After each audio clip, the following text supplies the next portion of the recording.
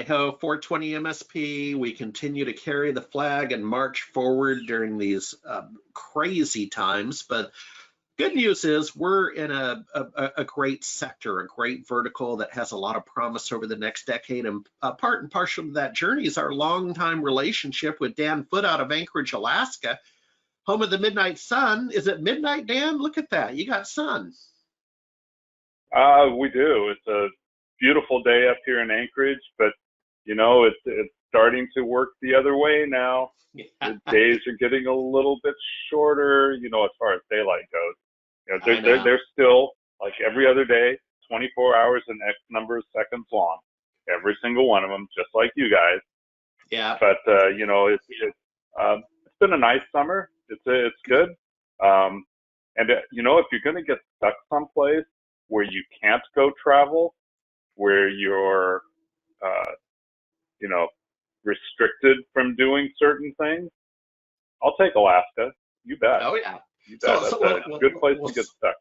So will I. When I become a cannabis billionaire, I promise you I'm going to buy a summer estate in Homer, Alaska. Mark my words. So summers in Homer, and we'll figure out winter. But you get the point. Nothing finer than Homer, Alaska.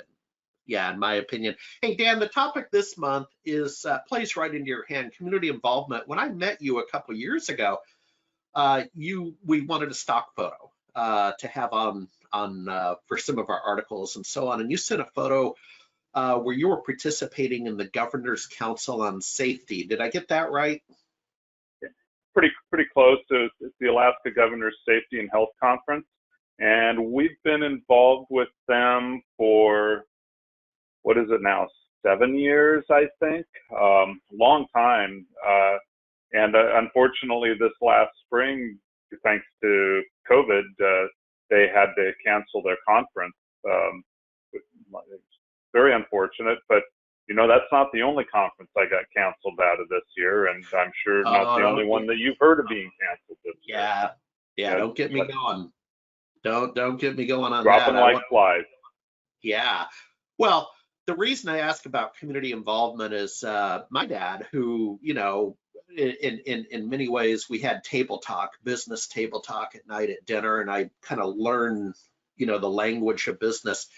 You know, he felt strongly about, if you're a lawyer, as you well know, he was an oil lawyer in Alaska. He's like, participate in the American Bar Association, do this, do that, you know, maybe take a class at night or teach a class at night, but you want to be well-rounded as an executive. And you strike me as that with your participation in different community groups. So specific to 420 MSP, there's the Alaska Marijuana Industry Association. I understand you have joined that in 2020 and want to get integrated with the community. Yeah, it's one of the things that has been on our path for a while. So a couple months back, we joined them, and we look forward to when we can actually have industry events again, just like with the Governor's Conference or any other conference, you know, whether we're in Alaska or outside, you know, conferences are a great way to expand your knowledge and also to share your knowledge. So yeah, we look forward to that. We did, my business development rep, Janet, and I were able to get to a AMIA event in, I think it was it's either in January or December. You know, it was before all of this other kerfuffle blew up on us.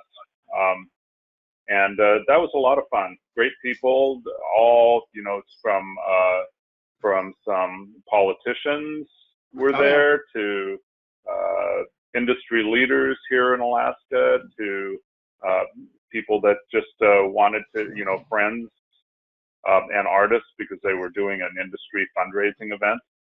So, you know, it was great fun. Lawyers, you know.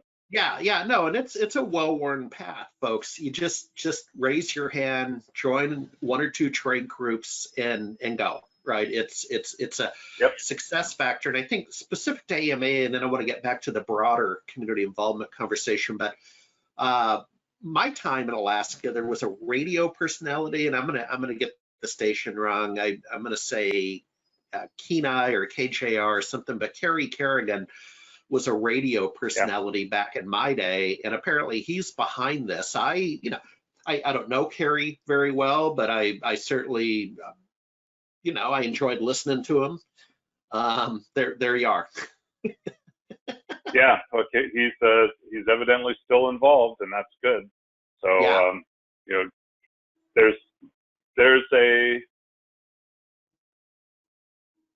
We have a lot of people that are stepping forward, to and including our state representative, who's been actively involved in promoting the legalization of cannabis on the national level. So, which is kind of surprising, seeing as who he is, but it's good because it's needed. It's important. Yeah. We have a good burgeoning industry up here. We did sign on a new cannabis client here a couple weeks ago, that is vertically integrated across the board. Wow. It's a great deal. We're very excited about all of that. Yeah, I'll make a note for next month. Let's talk about that next month. So new clients. Perfect. Hey, before we go, so back to the community involvement. I can tell you on the other side of the aisle, I'm involved with CompTIA, IAMCP, so the Microsoft Partner Association.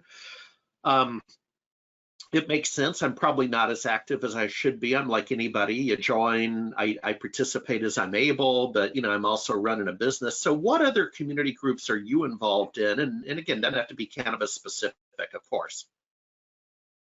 Well, one of the things that we've done, because we do believe that community involvement is important, we're involved with 2 safety conferences up here, which is really an eye-opening experience when you get to listen to safety professionals talk about the value that they bring to a business and that really the cost savings that they bring to businesses.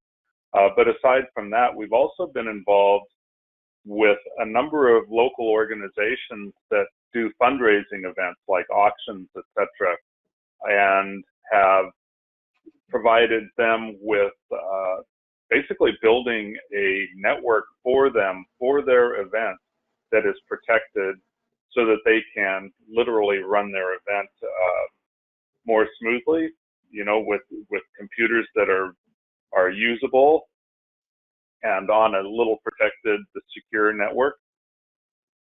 And then with that, we also provide technical support, which usually means fixing a printer or, clearing a jam in a printer if something like that happens, because everything else pretty much runs. So that's been a lot of fun. And we would be doing 4 or 5 of those events every year up until this year. What is going on, right? We live in this crazy world where all of a sudden businesses are really concerned about survival, and I share those concerns, even though, our business has done well. We've been very fortunate in that, but the new times are in a lot of ways concerning, frightening, anxiety provoking. And I really do look forward to being able to get back to these community events to provide our capabilities and expertise to help them generate, in a lot of cases, the primary funds that they get all year can come from these events. So yeah, exactly. No, exactly. Just had the conversation with the Kingston Chamber of Commerce, another group I'm involved in, and they have been impacted because the point you raised, they have their revenue source or events. In addition to membership and sponsorships, but events are a huge part of it. Hey, you brought back a memory, Dan. Back when I was carrying the bag, we used to support the Seattle branch of the National MS Society, Multiple Sclerosis Society. and they had the annual auction, and there I was with my staff. Now we were volunteering at night. They were a paying customer by day, but our ability to give back was to volunteer on the Saturday night once a year, Westin Hotel, few hundred attendees, and I got to tell you, not only was it fun, you know, and we had to make sure the printers worked so people could get their receipt to pay their bill, but Right. I'll end on this. That's back when, at least in the state of Washington, you could still have live animals at the auction. So there was always the puppy, the golden retriever puppy. And they bring the puppy out about 3 hours into the evening, because one of the secrets to success for raising a lot of money was adult beverages. I mean, it is a formula. Now, whether you agree or not, it's a formula. And and it works too.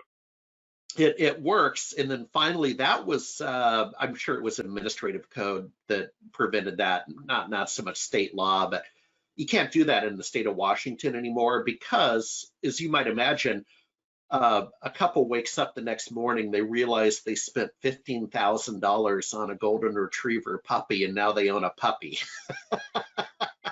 and, and it just wasn't. Why do I see that as a true story? So we'll end with a chuckle, Dan, in a world where we could all use more laughter. We'll talk to you next month. And I've made a note. I do want to talk to you about biz dev and client development, and maybe you'll have some updates with your new client that you're comfortable sharing. Sounds like fun, Harry. Hey, thanks much for the chat. It's great to see you. All right. Thank you. Thanks, Jenny.